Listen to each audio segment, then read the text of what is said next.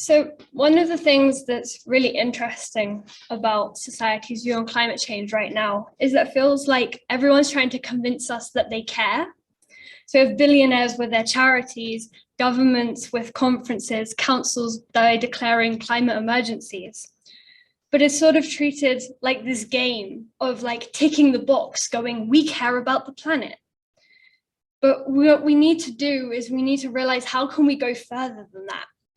And we're not going to do that by waiting for someone to come and fix it in one of those big meetings, in one of those high up places, someone who already has that power. I'm 16 and I've been surrounded by activism and going on protests for as long as I can remember. But I've been actively engaged in climate activism since I was 13. And while writing this, I was thinking about why I became a climate activist. And I think the main reason is because it's terrifying.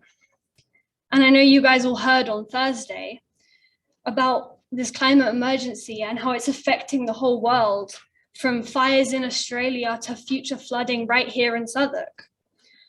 And it just feels so big and so bad. And sometimes you just want to go, I don't want to think about that, right? Because what could we possibly do? And growing up surrounded by that sort of thinking where you talk about sea levels rising and mass extinction as children, talking with my little brother about these things, and that's just normal.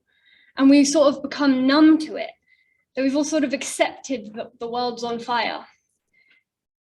But I think what we have to do is we have to refuse to accept that that should be normal. Why should we accept that it's just okay that the world's going to end? So I'm not just going to sit and wait for someone else to tell me what I can and cannot think about this, what the right ways to fight for change are. So I want to do something about it. And for me, that was joining Extinction Rebellion, that's going on protests. And I think it's important to realize that our actions aren't futile, even if it is such a big problem. In the last few years, there has been a change in the way we talk about the climate emergency. I think people generally agree that something needs to be done.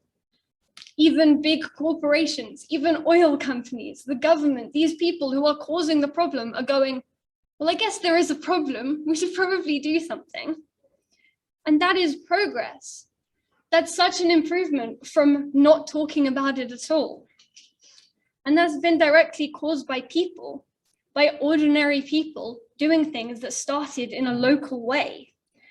I don't think the British government would have declared a climate emergency without Extinction Rebellion, without the school strikes, without ordinary people taking action. But what we can't do is let people hide behind that. We can't let people agree that something must be done and then act as though that is the accomplishment. Because people act like saying we should do something is the goal rather than actually doing something. The problem is so big, and that means that the solution has to be as well. And in some ways, that's just as terrifying. But changing the world doesn't have to be a bad thing, right? Some of the greatest and most admired people in history, we remember them because they changed the world. We do need a massive shift in how our society works, but that doesn't mean it has to get worse for people. We need to save the world for people.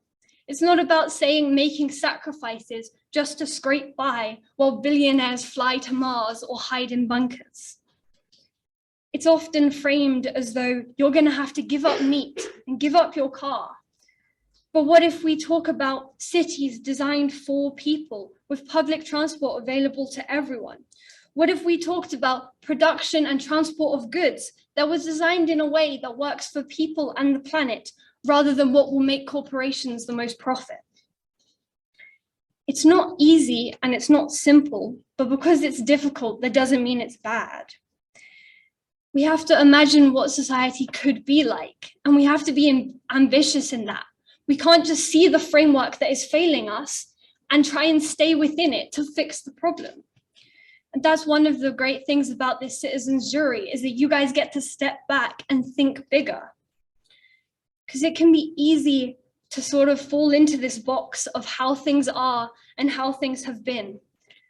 You talk about cars, and then we go, well, can we really tackle the problem that everyone has their own cars? Maybe we should just try and convince people to have electric cars.